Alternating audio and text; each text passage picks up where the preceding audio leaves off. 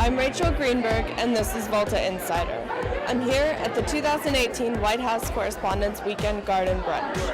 It's been 25 years since the brunch began. Once a backyard gathering, it now brings the best of Washington together before the big White House Correspondents Association dinner. The brunch raises awareness for the work of Wells Fargo and NS2 Serve's veteran assistance programs. These organizations honor and support the brave, hardworking men and women of the U.S. military. So, we're talking to people about the importance of supporting our troops and their families. We're also asking for advice on how young people can get and stay involved in issues and politics. Welcome to Volta Insider. Audrey Gelman from The Wing. So The Wing is a workspace and community space for women. We opened our first location about a year and a half ago, and we are expanding all over the country and also outside of the country. And it's really based on the belief that that women need and deserve space for themselves to start businesses together, to be able to, to use their voices and to feel free to sort of take up space rather than constrict themselves in a world that is still, very male-dominated. And do you have any special hopes for your new location in Washington? It was really exciting to us to get to open in Washington just because it's really a city that's on the front lines of all the change that's being made in this country. So we hope that the space can be used, as a meeting place for women who are working on initiatives and issues to be able to, get more people involved with their causes and amplify all their great work. And do you have any advice for young women who are coming up in politics and in media? My advice for women coming up in politics and media is to reach out to people who you admire, to get on their radar, and to find ways to support what they're doing because, they'll be able to lend a hand when it's time for you to begin to make your mark. Student activists Alfonso Calderon and Charlie Mirsky. Why is it so important that you're here during the White House Correspondents' Weekend? I think it's important for everybody's opinions to be recognized, not just people who are above the age of 60, but also teenagers and high school kids to share their opinions. I think it's highly important because even though our senators and congressmen are back home right now in their bye week, we don't get bye weeks. We might be 16, 18, 17, it doesn't matter to us because what really does matter to us is getting legislation passed on gun control, and we're going to have to do it whether they're here or not. R.J. Freed, showrunner for Our Cartoon President. Why is it important for young people to use their voices, and what advice would you have to those people who aren't really sure how to use their voice? Yeah, it's a super inspiring time. I mean, especially with like the Parkland students, that was just such I feel like such a game changer for people learning to use their voices through social media and just to be absolutely, just showing so much initiative. It was great to see like the gun debate, for example, just stall for so many years and then come in here and be so inspiring. It's really neat, and a lot of it is like, social media and such. So, it's a cool time. Can you tell us a little bit about Our Cartoon President? It's an animated show. It's on Showtime. It's about President Trump. And it's, just kind of looking into what it's like behind the scenes of the White House, having fun with it. And luckily it's an animated show, so we can take it pretty far. And it's so cool to be in Washington and actually see how all this works. Yeah. And you guys have prepared a little something for the dinner tonight. Can you give us a hint? Or Cartoon President is going to dress the White House Correspondents' dinner. You'll meet the cabinet, you'll meet Stephen Miller, Sarah Huckabee Sanders, Rachel Maddow, who's one of our favorite characters in the show, is going to do a bit as well. Is Shepard Smith gonna be there? I can't believe some lucky lady hasn't snatched him up. But tonight, we're really here to honor some great people. For example, Maggie Haberman. Remember that lunch at the Trump Grill? You got the scoop on my presidential bid. And I got the bacon cheeseburger and licked the ketchup lid. We go wrong? Was it when I called you a Hillary flunky? You don't Stop pretending your paper is integrity. You work with Brett Stevens. There's only so much a Rasmussen pole can do. I've already lost Kilmeade, and I can't lose you. Maggie, Maggie, Maggie, Maggie, Maggie, Maggie, Maggie, Maggie Haberman. You don't pay along. What do you hope the response will be? Oh geez, I mean, animation has a way of like disarming people, I think, and so yeah, I just hope people from both sides can, you know, enjoy it and laugh and recognize that it's a very funny, cartoonish time, and yeah, I don't know, we'll see. Congratulations to tonight's honorees. I look forward to locking you all up in the coming years. Gloria Calderon Kellet. Executive producer of the Netflix show One Day at a Time. Why is it important for young people to use their voice?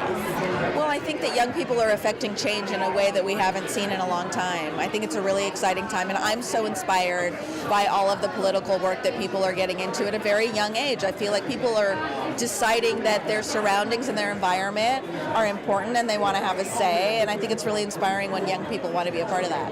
What advice do you have for some young people who say, oh, I'm not sure if my voice is going to make a difference. How do I most effectively get what I want across? Well, I think it's important to have a conversation. I mean, you know, us older people, we don't know everything, and I think that there's a lot of value to be had in raising your voice, in starting conversation, in listening, and also in educating. And so I'm so grateful when I hear from young people and I hear what means a lot to them, what's important to them. Everybody has a voice, and I think with social media as well, everyone can put that out there.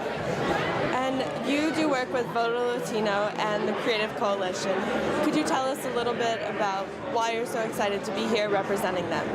Well, I just think it's really important. I really support arts programs, and as a Latina, I support positive portrayals of Latinas and veterans. My show also does veterans and LGBTQ, all of those sort of underrepresented communities. I think it's really important for me to use my voice and my show, even though it's a comedy, to sort of empower these other people and make sure that their voices are also heard. So it's really a pleasure to be here and meet everyone in Washington. It's been awesome. Hogan Gidley, White House Deputy Press Secretary. How would you encourage young people to get involved in politics and in media? I would say find what you're passionate about. I mean, there are so many different areas now. You know, when I was coming up in college and in television, there was only news. Now there are so many different avenues you could get involved in, whether it's HGTV or Fixer-Uppers or whatever. But back to politics directly, there's so many now aspects of politics, so many different sides of politics. It's not just straight up Republican, Democrat. You have libertarians, you have progressives, you have conservatives, you have liberals, Republicans, Democrats. There's so many different avenues. Find what you're passionate about and sink everything you have into that, and never stop. Don't let anyone tell you it's not worth it.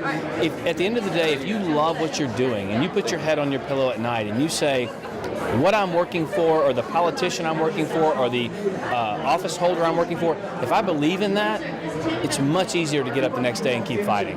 Why is this weekend important? And has your attitude towards this weekend changed now that you work at the White House? Yeah, it's a little bit different because of my role, of course. I've known most of the people here at this party for 10 years now. And I think it's a good weekend to spend time with people you work with on a daily basis to talk not just professional, but about personal matters. So I know their families, I know their children, I know the spouses, and it's always nice to get out of the realm of that bubble inside the 18 acres there at the White House and have a conversation with real people about real things, because you forget journalists have a job to do, we have a job to do, but we're still people. We still have emotions, we still have feelings, we still have lives outside of work. Now, it's very difficult to strike that work-life balance, but it's good to talk to people outside of that. MSNBC's Stephanie Ruhle. Why is the White House Correspondents Weekend so important? This weekend is so important because the press works hard, especially the last year and a half, in the world of social media 24/7. And this weekend is a celebration of press. It is a celebration of all those people who cover politics day in and day out, slugging it out in the snow, the rain, the sleet. And this weekend's about saying this is great work with great people. We've got our friends at CNN here. Welcome, guys. It's great to have you. You guys love breaking news, and you did it. You broke it. Good work. The most useful information on CNN is when Anthony Bourdain tells me where to eat noodles. Fox News is here, so you know what that means, ladies. Cover your drinks. We've got MSNBC here. MSNBC's new slogan is, "This is who we are." Guys, it's not a good slogan. "This is who we are" is what your mom thinks the sad show on NBC is called. Did you watch This Is Who We Are this week? Someone left on a crock pot and everyone died. Kellyanne Conway, counselor to the president. Why is this weekend so important? This weekend is important because it's time for people to come together and respect the First Amendment all together. But at the same time, we recognize that there are other benefits going on, like a great day, great celebration such as this to help military families and veterans. What advice would you have for young people looking to get involved in politics, in media, or even just in their communities? Well, first of all, I love young people and their engaging levels of getting more involved and more active in their communities, possibly in politics, maybe even running for office, but also just in their career paths. One thing we've tried to do in this administration is respect all types of career paths, dignify all types of jobs. So some will go on to four-year colleges, some will go to skills education, but all of them will emerge making their own choices. I would recommend people take great advantage of internships and of connections. Call someone who knows someone who knows someone. Ask them if you can have 20 minutes of their time or maybe even share a meal, because I will tell you, as somebody who's older, we benefit tremendously, probably even more than the young man or woman who comes to see us often enough asking for our advice. Also, learn to accept the word no more than you say it. So opportunity does not always knock twice, and if you get tagged as somebody who doesn't want to be helpful, who doesn't go the extra mile, who's not willing to work on the occasional weekend or the occasional evening and help out even when not asked, then people won't ask you. But if you're seen as somebody who jumps at the chance to engage, go a little bit extra, then that is incredibly important. But learn to accept no. You will be rejected. You will be told no. Someone else will get a position or a promotion that you thought you deserved. But be the person willing to do the extra. And then try to be more positive. We live at a time where everybody seems so much more negative than I remember when I was in college or starting my career. There's so much optimism, so much positivity in this great world, indeed in this fabulous country.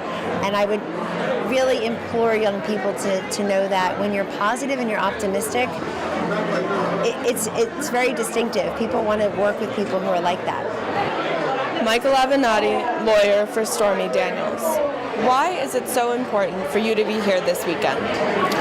Well, because I think it's a collection of the finest journalists in the world that cover politics and issues that are important to our country. And anytime that you can have a group of people that intelligent, that focused, that driven in one collective place, and if you have an opportunity to meet them and if you're invited to that party, I think you need to go to the party. If you were to give advice to young people looking to get involved in politics, media, or even just their communities, what advice would you give to them? Well, I think that they should follow their passion and realize that there are no shortcuts, because if there were shortcuts, someone else would have already found them. And so the best way to get what you want and where you're going to go is to really work hard. ABC's Bob Woodruff. Why is it important to support our veterans? Our veterans have served our country, and it's interesting. There's no draft. They have volunteered to serve in these wars that happened right after our country was bombed at 9/11, and there's been a lot more wounds because so many have survived, comparing it to other previous wars. So sometimes people forget that these wars are still going on, and we still have those that have had an impact on their lives because they're serving our country. So anytime somebody in our civilian world can help other veterans, it's pretty satisfying. I think everybody would really like it if they did. Virginia Lieutenant Governor Justin Fairfax. What would your advice be to young people who would like to get involved in politics?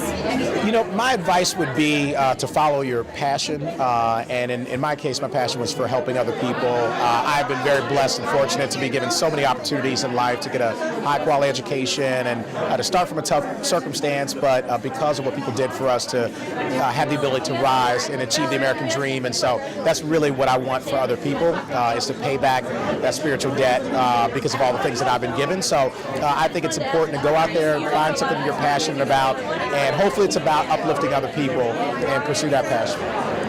Thank you for listening to Volta Insider. This has been a production of HADAD Media. Be sure to follow us on Twitter and check out more of our interviews on VoltaInsider.com.